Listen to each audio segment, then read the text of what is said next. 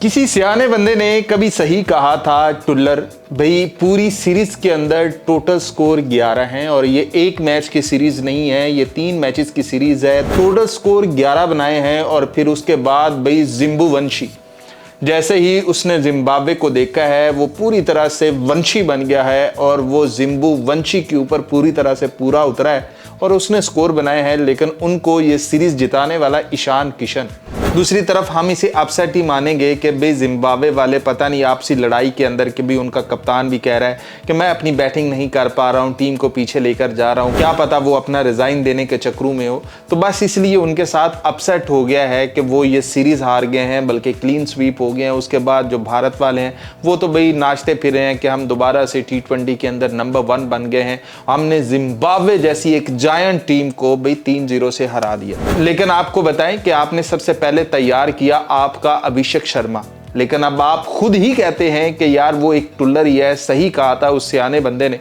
और उसके बाद पूरा इंडिया अब उसे कहता है कि यार ये टुल्लर है, किसी मैच में चल गया तो ठीक है, वरना इसने ऐसे ही रहना। जबकि उसके बाद ये अब जो जिम्बू वंशी है इसको शाहिद अफरीदी के साथ मिलाना शुरू कर दिया है भारत वालों ने।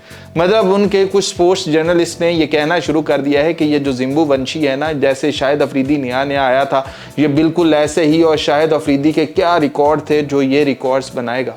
भाई अगर ये शाहिद अफरीदी के हाफ रिकॉर्ड्स तक भी चला गया तो गनीमत मानना, क्योंकि ये वो लेवल नहीं। ये भी अभी आपका वो दूसरा अभिषेक शर्मा ही है, अभी थोड़ा सा आगे जाने तो दें।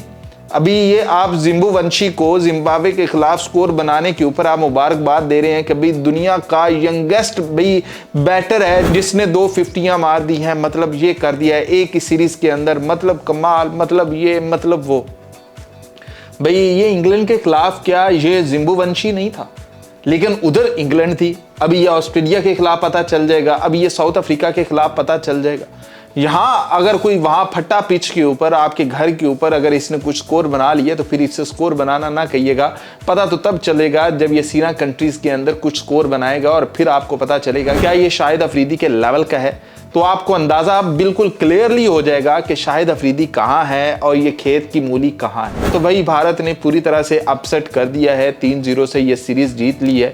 ये मैच वैसे जिम्बाब्वे वाले जीत सकते थे, लेकिन उन्होंने कहा कि भाई क्यों जीतना, जब सीरीज ही नहीं जीती है तो ये आखिरी मैच भी जीत कर करने किया है। और अगर ये आखिरी मैच हारने की वजह से भारत नंबर 1 बनता है तो भाई बन जाए।